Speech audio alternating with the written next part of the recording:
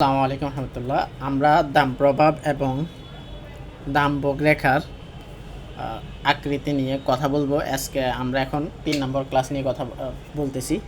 3 নম্বর class আমরা নিয়ে এসেছি। আমরা প্রথমে স্বাভাবিক পণ্য নিয়ে কথা বলছি, এখন আমরা নিকৃষ্ট পণ্য নিয়ে কথা বলবো। নিকৃষ্ট পণ্য কাকে বলে? নিকৃষ্ট পণ্যের বেলায় দাম কমলে ভোগের পরিমাণ বাড়ে। আবার বলতেছি, স্বাভাবিকও কী ছিল? সেম ছিল। দাম কমলে স্বাভাবিক পণ্যের পরিমাণ কী করতো? বাড়তো, মানে দাম কমলে ভোগের পরিমাণ বাড়তো।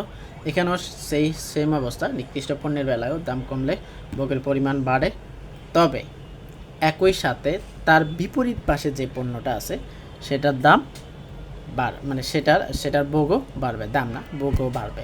মানে বলা হচ্ছে যে তুমি দাম কমলে তো ভোগের পরিমাণ বাড়ে, কিন্তু তুমি এক্স পণ্যটা বাড়াতে চাচ্ছ, সাথে সাথে তোমার ওয়াই পণ্যটাও বাড়বে। মানে একবারে বেশি বৃদ্ধি পাবে না, কিন্তু একটু বৃদ্ধি পাবে, ওয়াই পণ্যটা একটু বৃদ্ধি পেয়ে যাবে। ঠিক আছে?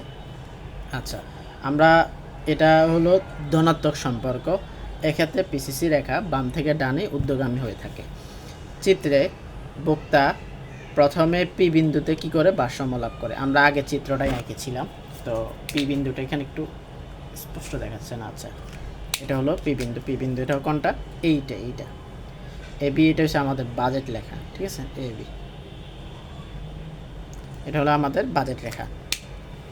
চিত্রে বক্তা কী করলো? প্রথমে পি বিন্দুতে বক্তা ভারসাম্য লাভ করলো। যখন দেখলো এক্স পণ্যের দাম কি হয়েছে?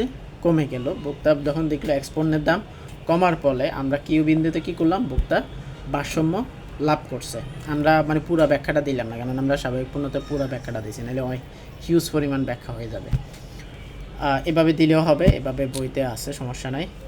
কিউ বিন্দুতে কী করলাম? ভারসাম্য লাভ করলাম। লক্ষণীয় যে এক্স পণ্যের ভোগ বাড়লেও ওয়াই পণ্যের ভোগও বাড়ে। মানে বলতেছে লক্ষণীয় যে এক্স পণ্যের দাম বাড়ছে, ঠিক আছে, বাড়লো, ওয়াই পণ্যের দামও বেড়ে গেছে।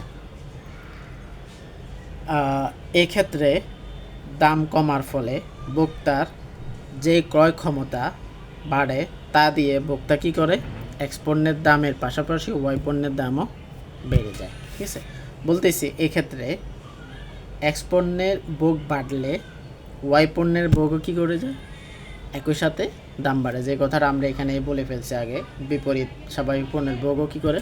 বাড়ে। তাই পি ও কিউ কী করি? আমরা যোগ করি। যোগ করলে আমরা কী পাই? বাম থেকে ডানে, দেখো বাম থেকে ডানে ঊর্ধ্বগামী হয়েছে, বাম থেকে ডানে ঊর্ধ্বগামী পাওয়া যায়, এবং সেটা হলো আমাদের পিসিসি রেখা পাওয়া যায়। ঠিক আছে?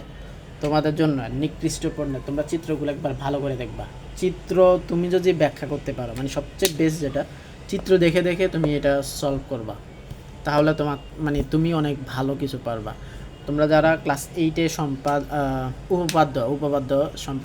সম্পাদ্য উপপাদ্য যারা ভালো বুঝতা, তাদের জন্য এই চিত্রগুলো একবারে পানি, কারণ ওইখানে চিত্র দেখে দেখে আসলে কাজ করতে হইতো। এই হলো তোমাদের নিকৃষ্ট পণ্য। আমরা সামনের ক্লাসে আসতেছে আমাদের অতি নিকৃষ্ট পণ্য বা গ্রিফনদ্রব্য, যে গ্রিফেন বা অতি নিকৃষ্ট পণ্য, ইনশাল্লাহ আমরা লাস্ট ক্লাসে দিয়ে দিচ্ছি তোমাদের। তাহলে দাম প্রভাব ও ভোগ রেখার আকৃতি নিয়ে যে প্রশ্নটা, সেটা শেষ হয়ে যাবে ইনশাল্লাহ। তাহলে আমরা সামনের ক্লাসের জন্য একটু অপেক্ষা করি, ইনশাল্লাহ দিয়ে দিচ্ছি।